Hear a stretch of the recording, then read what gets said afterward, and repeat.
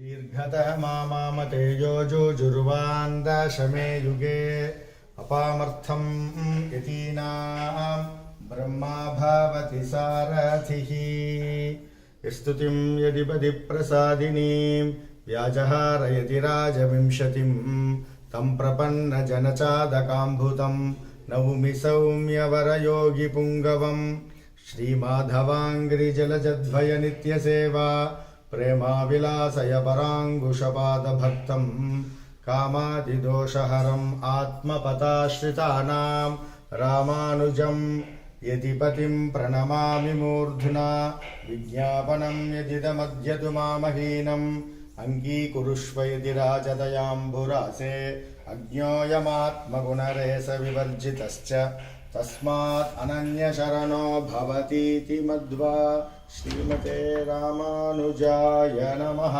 ज्येष्ठायां श्रावणे जातं पत्न्या लब्धप्रबोधकं यदीन्द्रपादुकासत्तं पुङ्गिलाचार्यमाश्रये यारङ्गस्थलवासिनं यदिपतिं माधुकरार्थाङ्गतं तत्तत्रे अभिवन्दितं सविनयं दृष्ट्वा प्रणम्योर्जितां श्रीरामानुजपादुकार्चनपरा पश्चात् नृसिंहाश्रितां तां देवीं भजताम् अभीष्टफलतां श्रीकुङ्गिल्प्राप्तिं भजे श्रीकाश्यपपार्णवविदं गुणजातपूर्णं श्रीवेङ्कटाख्यनृसिंहसुतं दयालुं वंशक्रमात्तगुरुपीठमहं सुशान्तं वामादिशेषनृसिंहमहं प्रपद्ये कुङ्गिल्गुरोत्तमकुलाम्बुधिपूर्णचन्द्रम् आषाढयुक्तसुधिरे भुवि जातमूर्जे श्री आदिशेषनृसिंहगुरोः सुपुत्रं श्रीधरार्यमनघं प्रणतोस्मि नित्यम्।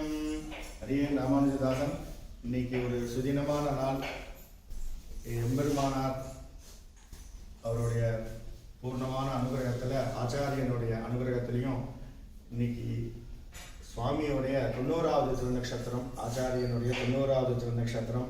இந்த திருநக்ஷத்திர வைபவத்தில் முக்கியமாக டெல்லியிலேருந்து நம்ம பிரேமா மாமி ஏற்கனவே நம்ம பொங்கல் பிராட்டி திருமாளிகை நிறையா அவள் பிரவச்சனம் செஞ்சிருக்கா, போகிற இடத்துல எல்லாம் செஞ்சுட்டு இருக்கா. அவள் இன்னைக்கு கரெக்டாக இன்னைக்கு பார்த்தோம்னா குருவாரம், கரெக்டாக ஆச்சாரியனுடைய திருநக்ஷத்திரம் குருவாரம் எல்லாம் ஒன்று சேர்ந்து அமைஞ்சிருக்கு.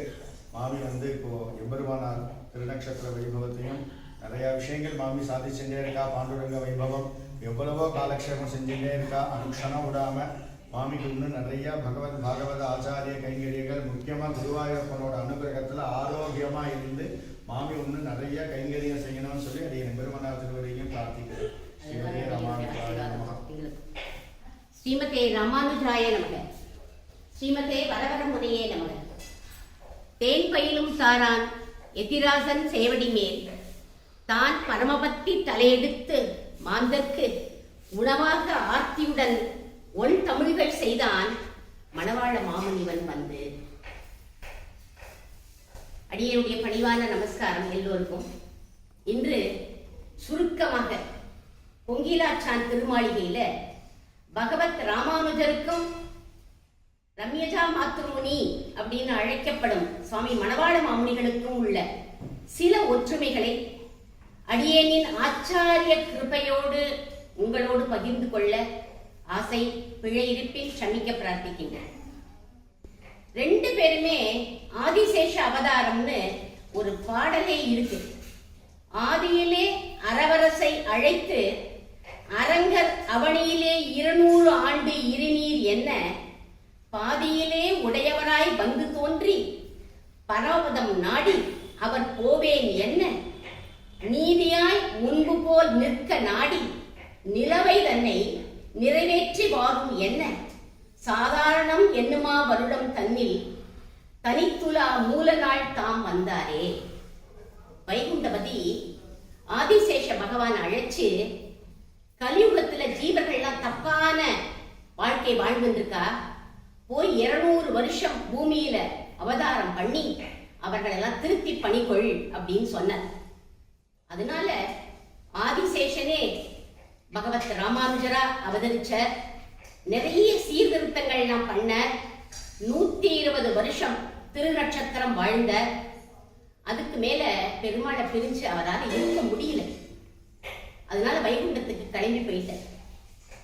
மறுபடியும் மீதி 100 வருஷம் 200 வருஷத்துல 80 வருஷம் பாக்கி இருக்கு இல்லையா, அந்த பாக்கி இருக்கிற வருஷத்தை ஆதிசேஷனே மணவாள மாமுனிகளாக அவதாரம் பண்ணி ராமானுஜர் விட்டு சென்ற பணிகளை எல்லாம் நிறைவேற்றிட்டு வைகுண்டத்துக்கு போயிட்டார்.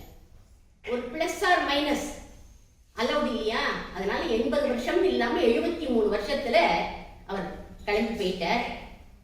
2 பேரோட திருமேனிய பார்த்தாலும் ஒரே மாதிரி தான் இருக்கும்னு நம்ம பூர்வர்கள்லாம் சொல்லுவோம். 2 பேருக்குமே சின்ன வயசுல ஒரு மகானுடைய சத்சங்கம் கிடைச்சிருக்கு.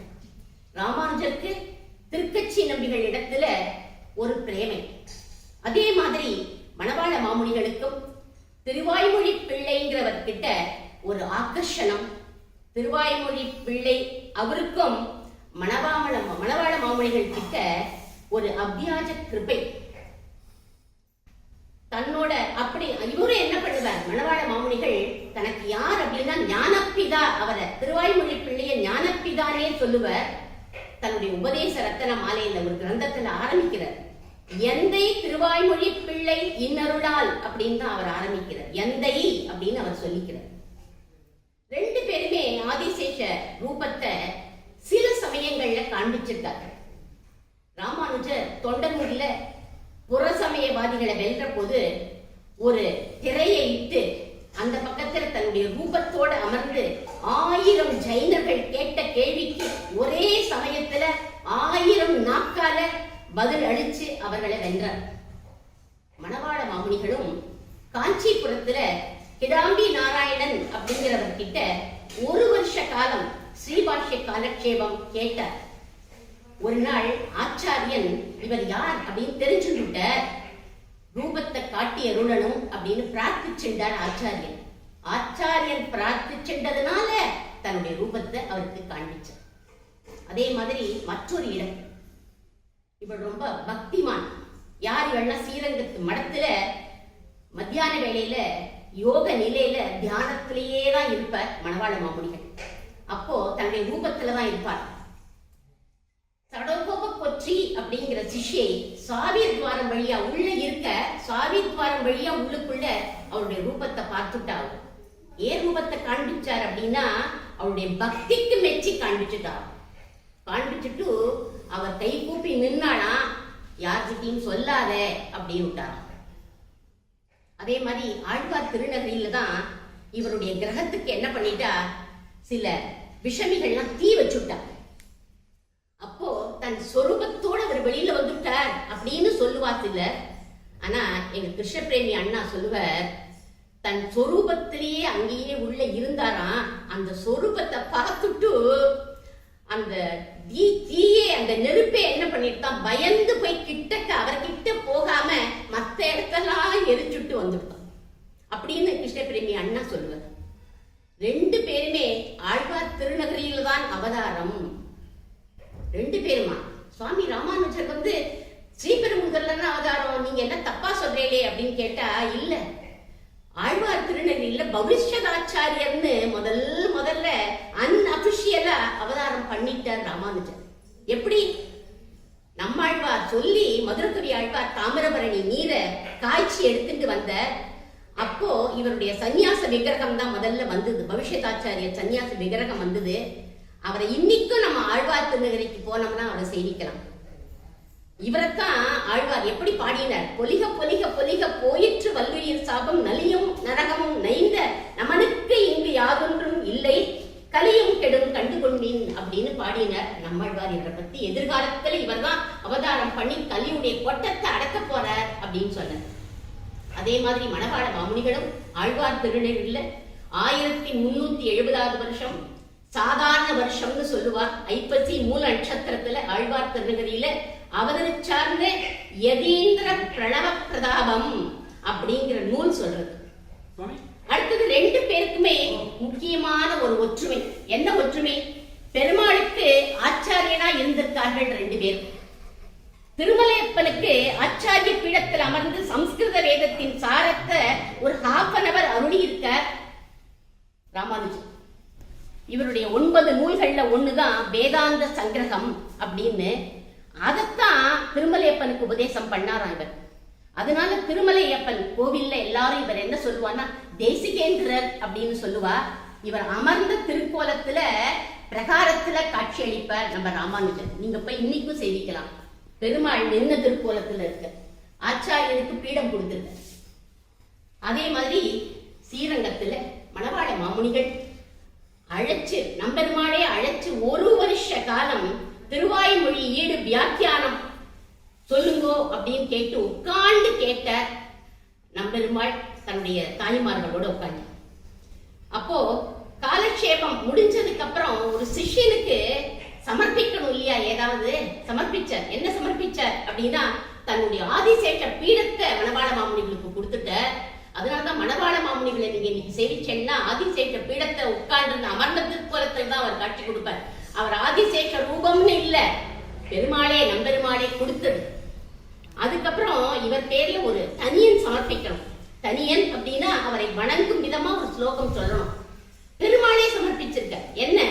ஸ்ரீசைலேச தயாபாத்திரம் தீபக்தியாதி குணார்ணவம் யதீந்திர பிரவணம் வந்தே ரம்யஜா மாதரம் முனிம் அப்படின்னு சமர்ப்பிச்சார். அப்புறம் ஆச்சாரியோட புகழ பரப்பணும். மாமுனிகளுடைய வாழி திருநாமத்தை பெருமாளே தானே கம்போஸ் பண்ணி எல்லா திவ்ய தேசங்கள்லையும் வாழி திருநாமத்தை வாழி வாழின்னு வாழ்த்துங்கோ அப்படின்னு சொல்லிட்டார் பெருமாள். ஆச்சாரியுடைய திரு அத்தியன உற்சவத்தை நடத்தணும். அதனால ஸ்ரீரங்கம் நம்பெருமாள் மாசி மாசம் கிருஷ்ணபக்ஷ துவாதசி அன்னைக்கு மாமுனிகளோட திரு அத்தியனத்தை இவரே பெருமாளே நடத்தி வைக்கிறார். சம்பிரதாயத்துக்காக 2 பேருமே ராமானுஜரும் மணவாள மாமுனிகளும் சந்நியாசம் வாங்கிட்டார். 2 பேருமே இல்லறத்துலதான் இருந்தா. இல்லறத்துல இருந்துட்டு வைராக்கிய சீலர்களா இருந்தா. பகவத் ராமானுஜருக்கு ஆச்சாரிய கைங்கரத்துல ஈடுபடணும்னு ஆசை. ஆனா மனைவி கொஞ்சம் ஒத்துழைக்கல. அதனால அவர் சந்நியாசம் வாங்கி விட்டார். மாமுனிகள் திருவாய்மொழி பிள்ளை காலக்ஷேபம் 1 வருஷம் நடக்கணும். இவருக்கு நிறைய ரிலேட்டிவ்ஸ் எல்லாம் இருக்கா, நிறைய தீர்த்தெல்லாம் வந்துடுங்கிறதுக்காக அதை சாதிக்கணுங்கிறதுக்காக இவர் சந்நியாசம் வாங்கிட்டார். சம்பிரதாயம் வளர்றதுக்காக 2 பேருமே சந்நியாசம் வாங்கிட்டார். 2 பேருமே தங்களுக்கு பிறகு சம்பிரதாயத்தை நிலைநாட்டிய சிஷ்யர்கள். இவர்கள் சிஷ்யர்களை நியமிச்சார் 2 பேருமே. ராமானுஜர் 74 சிம்மாசனாதிபதிகளை நியமிச்சார். அவளுக்கு நரசிம்ம விக்கிரகத்தை கொடுத்தார். அடியே இன்னைக்கு அந்த 74 சிம்மாசனாதிபதிகள்ல கொங்கிலாச்சான் அப்படிங்கிறவருக்கு அவரும் ஒரு சிம்மாசனாதிபதிகள். அவருக்கும் ஒரு பெருமாள் கொடுத்த அந்த நரசிம்ம விக்கிரகம் எல்லாத்தையும் அடியே நம்ம இன்னைக்கு சேவிக்கக்கூடிய பாக்கியம் நமக்கு கிடைச்சது. மாமுனிகள் அஷ்டதிக்கஜங்கள்னு 8 பேரை நியமிச்சார். வனமாமலை ஜீயர், திருவேங்கட ஜீயர், கோயில் கந்தாடை ஆண்டான், பிரதிவாதி பயங்கரம் அண்ணா, எறும்பி அப்பா போன்றவர்கள். 2 பேருமே திவ்ய தேச அர்ச்சாவதார பெருமாள அதீத ஈடுபாடு 2 பேருக்குமே. நிறைய கைங்கரியம் 2 பேருமே பண்ணியிருக்கா. ராமானுஜர் திருவாய்மொழியில ஒரு நாயகமாய்ங்கிற 4ஆம் 10 பாசுரத்தை திருநாராயண பெருமாளுக்கு சமர்ப்பிச்சார் ராமானுஜர். இது மாதிரி ஆழ்வாருடைய பாசுரம் கொண்டு போய் இவ ஆச்சாரியன் சமர்ப்பிக்கலாமான சமர்ப்பிக்கலாம். ஏன்? அவளுடைய சொத்து, அதனால அவ சமர்ப்பிக்கலாம். அதே மாதிரியே மாமுனிகளும் தீர்ப்பாறை அல்லால் இனி தீர்ப்பாறை யாம் இனி அப்படிங்கிற பாசுரமும் மாசுரு சோதிங்கிற பாசுரத்தையும் மன்னார்குடி ராஜகோபால பெருமாளுக்காக சமர்ப்பிச்சார். அடுத்தது 2 பேருமே முன்னோர்கள் போன வழியில தான் போயிருக்கா. ராமானுஜர் போதாயனர் அப்படிங்கிற ரிஷி பிரம்மசூத்திரத்துக்கு எப்படி வியாக்கியானம் பண்ணினாரோ அதை அடியொற்றி ஸ்ரீபாஷ்யம் அருளினர். சுவாமி ஆளவந்தாருடைய கீதார்த்த சங்கிரகம் அப்படிங்கிற பகவத்கீதையை சுருக்கி இவர் அதை அடியொற்றி கீதைக்கு வியாக்கியானம் பண்ணியிருக்கார் ராமானுஜர். முன்னோர்கள் மொழி தப்பாமல் 2 பேருமே முன்னோர்கள் சொன்னதை இது பண்ணியிருக்கார். அதே மாதிரி இவரும் மணவாள மாமுனிகளும் பெரியவாச்சான் பிள்ளையோட வியாக்கியானத்தை அப்படியே சொல்லி காலக்ஷேபம் பண்ணினர். இவருக்கு 36,000 பெருக்கர் அப்படின்னு இவருக்கு பட்டம் அருளி இருக்கார். இப்படி 2 பேருக்குமே நிறைய ஒற்றுமைகள் இருக்கு. ஆனா அடியேன் சில மணித்துளிகள் தான் இங்க பேசணும்னு ஆசைப்பட்டேன். அடியேனுக்கு இந்த பாக்கியத்தை கொடுத்த அவர் கொங்கிலாச்சான் அவருக்கு என்னுடைய மனமார்ந்த நன்றியை தெரிவிச்சுட்டு 2 பேருக்கும் மங்களப்பாடி அமைக்கிறேன். சீராலும் எத்திராசர் திருவடிகள் வாழியே, மூதறிவன் மணவாள மாமுனிகள் வாழியே வாழியே வாழியே.